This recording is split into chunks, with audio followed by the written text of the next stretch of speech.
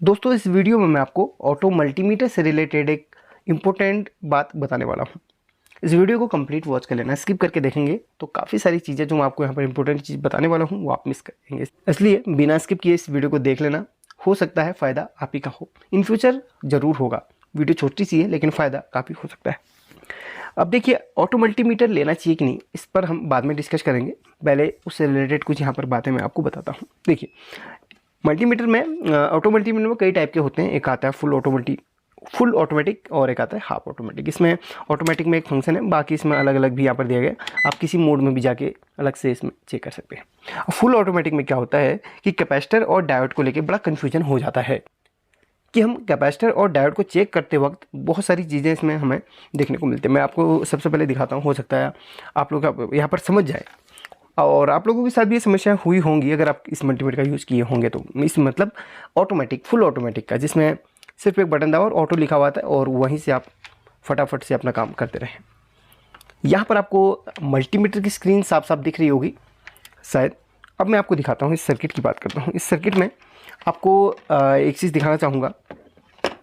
मैं यहाँ पर कुछ डायोड की टेस्टिंग करूँगा। देखिए, डायोड एक तरफ से वैल्यू देता है और एक तरफ से नहीं देता। कभी भी डायोड में कंटिन्यूटी लगातार चेक करने पे आते रहे दोनों तरफ से, तो आप डायोड को ख़राब मान के चलिएगा।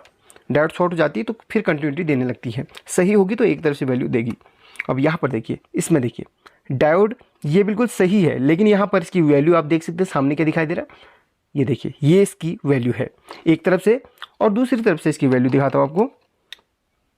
ये देखिए, यहाँ पर अभी कुछ नहीं आ रही है और बिल्कुल इसकी जो पोजीशन है बिल्कुल सही मैंने रखी हुई है। और एक ये देखिए, थोड़ा सा हिला अब तब जाके दिखा रहा है, इस तरफ से भी और उस तरफ से भी, दोनों तरफ से यहाँ पर वैल्यू आ रहा है। अब भाई इस डायोड को क्या मान के चले हम, सही है या फिर ख़राब, क्या मान के चले।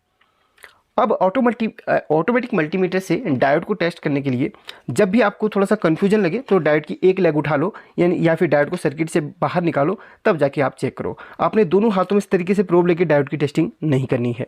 दोनों तरफ से आपको वैल्यू दिखाने लग जाएगा, शरीर का रेजिस्टेंस यानी बॉडी का रेजिस्टेंस उसमें दिखाने लग जाएगा।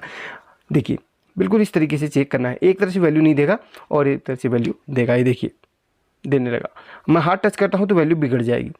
तो ये इसमें थोड़ा सा प्रॉब्लम होती है। सर्किट में लगे लगे किसी डायोड है, आईसी है और आपको कैपेसिटर है, ये सब टेस्ट अगर कर रहे हैं तो आपको बड़ा ही यहाँ पर दिक्कत आने वाली है, यानी कि कन्फ्यूजन हो सकता है। इसलिए आप सर्किट से जो कंपोनेंट्स हैं वो बाहर निकाल के टेस्ट करें, वो बेहतर रहेगा इस मल्टीमीटर के साथ में। अब मैं बताता हूँ आपको कैपेसिटर की टेस्टिंग से रिलेटेड। ये डायोड का बता दिया, ये डायोड के साथ ये प्रॉब्लम देखने के लिए मिलता है। हाँ, अगर एक हम फुल शॉर्ट डायोड की टेस्टिंग करें, वहाँ पर वो डिटेक्ट कर लेगा, यानी कि जो ख़राब डायोड है उसको डिटेक्ट कर लेगा, वो दिखा देगा कि ख़राब है। लेकिन सही डायोड में भी वो कन्फ्यूजन क्रिएट कर देता है दोनों तरफ से। अब ये कैपेसिटर की बात करूँ, चलिए इसी कैपेसिटर को, ये तो फटा हुआ है, इसी कैपेसिटर की बात कर लूँ तो इसमें भी देखिएगा, ये देखिए, ये वोल्ट में दिखा रहा है, ये वोल्ट में दिखाने लग गया कैपेसिटर को। और ये देखिए, अब कंटिन्यूटी मोड इसमें सेलेक्ट करने का ऑप्शन है ही नहीं, डायरेक्ट ऑटोमेटिक डिटेक्ट कर लेता है। तो ये कैपेसिटर के साथ समस्या होती है, दोनों तरफ से वैल्यू दिखा रहा है कैपेसिटर में, ऐसा नहीं होना चाहिए था।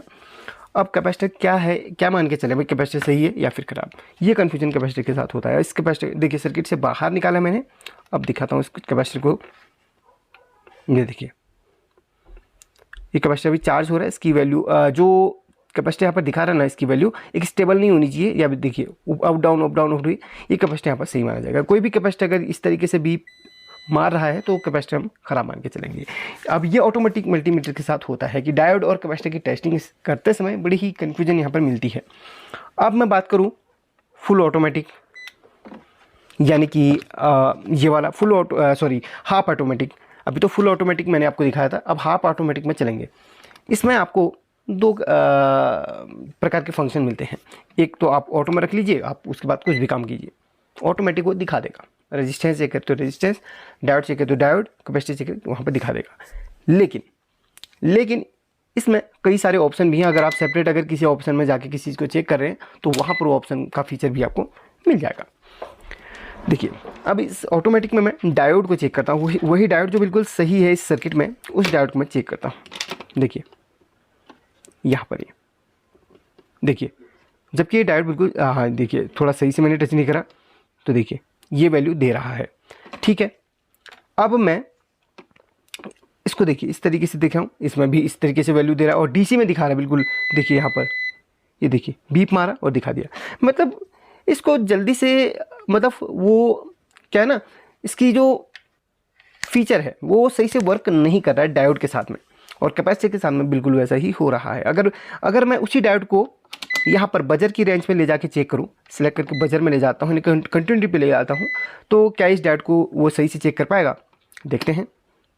ये देखिए इधर से डायोड की वैल्यू नहीं दिखा रहा है और इधर से डायोड की वैल्यू दिखा दे रहा है। 543 करीब की डायोड की 0.543 करीब डायोड की वैल्यू आती है।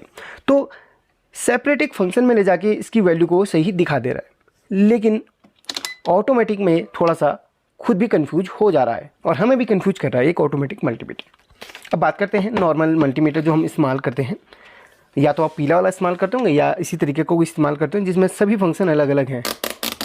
किसी में भी जाइए वो अलग अलग हैं। अब सभी कंपोनेंट्स हमारे वैसे कंटिन्यूटी की रेंज में ही चेक होते हैं, तो यहाँ पर इसमें कंटिन्यू में रख के अब मैं इसमें इस डायोड को चेक करता हूँ। देखिए इस डायोड को चेक करता हूँ तो ये डायोड की वैल्यू यहाँ पर सही आ रही है। वैसे इसमें 421 बता रहा है, किसी में 500 करीब बताता है, किसी में 600 भी बताता है, लेकिन इसमें जो बता रहा है 421 बता रहा है इसका वैल्यू। अब हम इसको पलट देते हैं इसके प्रोब्स को, अब देखते हैं तो इसमें अभी वैल्यू नहीं बताएगा। ये मल्टीमीटर बिल्कुल सही बताता है। इस मामले में ये मल्टीमीटर बड़ा एडवांस होता है। ये वाला या हो या फिर पीला वाला हो, पीले वाले को भी मैं यहाँ पर लूँगा। जितने भी ये अलग अलग ऑप्शन जिसमें दिए रहते हैं वो इस मामले में थोड़ा सा एडवांस होता है। अब मैं कैपेसिटर को भी चेक कर लेता हूँ इसमें। देखिए उसकी वैल्यू एक स्टेबल नहीं रहनी चाहिए। कैपेसिटर कभी भी सही होगा तो ना उसकी वैल्यू ऊपर नीचे लास्ट में 0 पे सेट हो जाएगा। देखिए पहले बढ़ेगा उसके बाद घटेगा, हो गया, सॉरी 1 में सेट हो जाएगा। ये होता है कैपेसिटर का। अब देखिए इसमें पहले बढ़ेगी उसके बाद लास्ट में 1 में सेट हो जाएगा, बढ़ेगी वैल्यू फिर घटेगी फिर लास्ट में 1 पे सेट हो जाएगा। देखिए ये हमारे सही मल्टीमीटर की पहचान इस तरीके से इस मल्टीमीटर से करी जाती है। अब यहाँ पर ऑटोमेटिक में ये दो कंपोनेंट में बड़ा ही कन्फ्यूजन होता है। अब मैं इस डायोड अब शॉर्ट हेड जो डायोड देखिए उसको तुरंत फाइंड आउट इसने कर लिया है। अब आपकी नज़र में कौन सा मल्टीमीटर बेहतर है वो कमेंट करना। अब मेरी नज़र में ये वाले मल्टीमीटर मेरे हिसाब से ज़्यादा बेहतर होते हैं।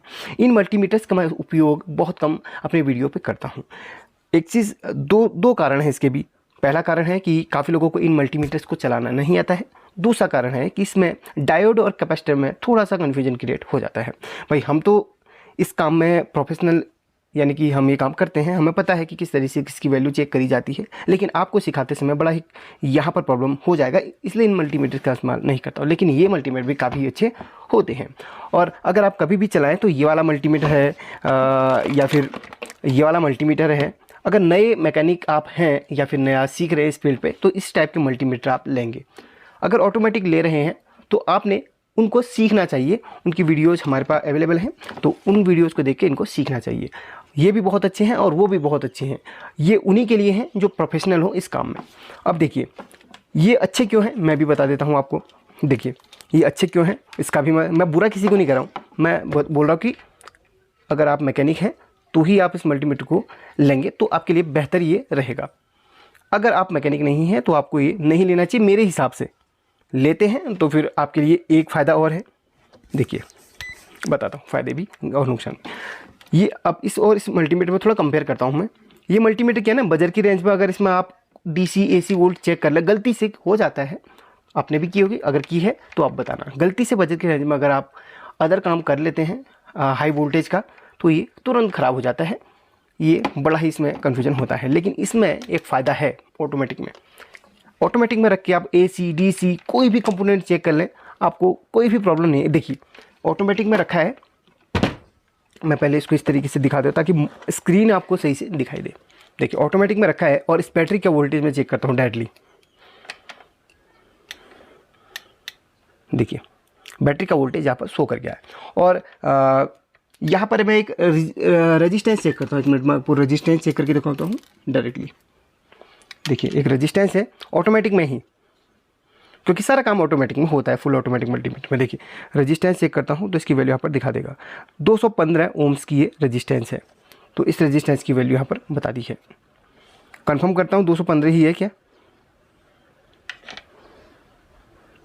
215, वेट करते हैं, कभी कभी ये थोड़ा सा लेट भी प्रोसेस होता है। 215 ओम्स यहाँ पर इसका वैल्यू बताया है। अभी हम कंफर्म करेंगे इस मल्टीमीटर से क्या ये 215 ओम से ही है या इसमें कुछ और यहाँ पर दिखा रहा है। कंफर्म करेंगे, बिल्कुल 212-15 के करीब है। तो ऑटोमेटिक में सारा काम ये कर लेता है। इसके ख़राब होने के चांसेस 1% होते हैं। 1%, मैं ये नहीं कहूँगा कि 0%, कुछ कंडीशन में ख़राब हो सकता है, लेकिन ख़राब होने के चांसेस 1% हैं। अगर आप नौसिखिए हैं तो ये मल्टीमीटर आपके लिए उपयोगी तो है, लेकिन इसके साथ में आपको मैंने बता दिया डायोड और कैपेसिटर, दो चीज़ में आपको कन्फ्यूजन हो सकता है। बाकी आप डिसाइड करेंगे कि आपको कौन सा मल्टीमीटर लेना चाहिए, कमेंट करके बताना। मेरे हिसाब से आपके लिए अगर नए हैं तो ये मल्टीमीटर बेहतर होगा, लेकिन इसके साथ में आपको क्या ध्यान में रखना होगा, इसके साथ में बिल्कुल क्लियर, मैं कोई भी कन्फ्यूजन क्रिएट नहीं कर रहा हूँ, बिल्कुल क्लियर आपको बता दे रहा हूँ। आप सोच रहे होंगे यार इसको भी सही बता रहा हूँ, इसको भी सही बता रहा हूँ, तो मैं कन्फ्यूजन क्रिएट नहीं कर रहा हूँ, आपको मैं सही बता दे रहा हूँ। इसके साथ में मैं क्लियर इसका अगर मैं 2-3 लाइन में जवाब दे दूँ, तो जब आप इसको ले रहे हैं, अगर नए हैं और इसको ले रहे हैं, तो इसके साथ में आपने सावधानी बरतनी है। आपने जो काम करना है उसी रेंज पे रख के करना है। AC का काम कर रहे हैं तो AC को यहाँ पर रख के चेक करेंगे, DC का काम करें तो DC में। अगर आप इसको बजर की रेंज पे, इसकी रेंज पे, उसकी रेंज पे या इसकी रेंज पे रख के AC DC टेस्ट कर रहे हैं गलत रेंज पे, तो ये मल्टीमीटर ख़राब हो जाएगा। इसका बनने के चांसेस भी नहीं होते हैं। इसके साथ ये समस्या है। इसके साथ फ़ायदा ये है कि सब वैल्यू अच्छी तरह बता देगा, फ़ायदा और नुकसान दोनों बता दिया। अब इसमें क्या फ़ायदा है? इसमें फ़ायदा ये है कि भाई इससे AC DC रेजिस्टेंस कुछ भी चेक करो, चेक हो जाएगा, लेकिन डायोड और कैपेसिटर आपको सर्किट से बाहर निकाल के चेक करना है, तब जाके सही वैल्यू बता पाएगा। तो आपको मैंने बता दिया इसमें फ़ायदा क्या है, नुकसान क्या है, फ़ायदा क्या है। बाकी आप कमेंट करके बताइएगा कि आपको कौन सा मल्टीमीटर लेना चाहिए या फिर कौन सा मल्टीमीटर सही लगा। बेहतर तरीके से समझ गए होंगे। अभी भी कोई कन्फ्यूजन है तो कमेंट कर दीजिएगा, मैं उसका जवाब कमेंट में ही आपको दे दूँगा। और हाँ, कौन सा मल्टीमीटर बेहतर आपके लिए रहेगा, ये कमेंट का जवाब आप ज़रूर देगा, इस सवाल का जवाब आप ज़रूर दे दीजिएगा। अगर कोई भी यहाँ पर मल्टीमीटर से रिलेटेड कोई भी चीज़ आप जानना चाहते हैं, वैसे मल्टीमीटर में सभी मल्टीमीटर्स को मैंने चलाने का वीडियो बनाया है। हाफ ऑटोमेटिक, फुल ऑटोमेटिक, ये वाला है, येलो वाला है, सभी का वीडियोज मैं आपको दे दूँगा। और एक चीज़ मैं आपको बता दूँ, मल्टीमीटर का रेट्स भी आपको बता देता हूँ। ये जो ऑटोमेटिक होते हैं ना, ये काफ़ी हाई रेंज के होते हैं, अप्रॉक्स 1000 से ऊपर के। और ये वाले मल्टीमीटर आपको कम के मिल जाएंगे, यानी कि आपको 150, 200, 300, 400, 500, करीब 400-500 का तो यही वाला मेरा मल्टीमीटर, ये वाला, ठीक है। ये बहुत अच्छा है, इसी को मैं इस्तेमाल भी करता हूँ, इसको समझने में भी बहुत आसानी रहती है। काफ़ी लोग तो मुझे कमेंट करते हैं कि सर ये वाला मल्टीमीटर इस्तेमाल कीजिए। देखिए ये वाला मल्टीमीटर ना आजकल ख़राब चल रहा है, इसमें लोकल बहुत आने लग गया है। मैं आपको दिखाना भी चाहूँगा, इसी वीडियो में मैं आपको दिखा देता हूँ। आपको क्या दूसरी वीडियो बना के क्या दिखाऊँ, मैं इसी में आपको दिखा देता हूँ। देखिए एक सेकेंड, इसको ऑफ कर लूँ, इसी में आपको दिखा देता हूँ। मे बी यही वाला है वो। 2-3 दिन पहले मैंने इसको चलाया था और उसी दिन वो ख़राब हो गया। पहली बात तो इसमें रोटरी स्विच से रिलेटेड प्रॉब्लम आ रहा है। ये वाला नहीं है, वो दूसरा है, मे बी वो ये वाला है। बिल्कुल सेम है, बड़ा ही मैं भी कंफ्यूज हो जाता हूँ उनके कलर में। लगभग 6-7 मल्टीमीटर ये वाले हैं, तो सभी के सभी अभी ख़राब पड़े हुए हैं। मैं आपको दिखाता हूँ, आप भी बोलेंगे यार ये देखिए कितना अंतर हो चुका है इन मल्टीमीटर्स में, कितना अंतर हो चुका है। आप खुद देखिए पहले के सर्किट कैसे आते थे और अब के सर्किट कैसे हैं। बिल्कुल लोकल से लोकल यहाँ पर चीज़ें प्रोवाइड करने लग गए हैं इस मल्टीमीटर के नाम पे। इस मल्टीमीटर के नाम पे रोटरी स्विच जो है ना ख़राब हो जा रहा है, ज़्यादा नहीं चल पा रहा है। और देखिए इसके सर्किट का देखिए आप कितना चेंजिंग है। अब इसमें इतना लोकल से लोकल आने लग गया है कि भाई ये मल्टीमीटर ज़्यादा नहीं टिक पा रहे हैं। कोई प्रोटेक्शन के नाम पे कुछ भी नहीं है, कुछ भी नहीं। तो इसलिए मैं आपको ये वाला मल्टीमीटर नहीं दिखा पा रहा हूँ कोई भी वीडियो पे।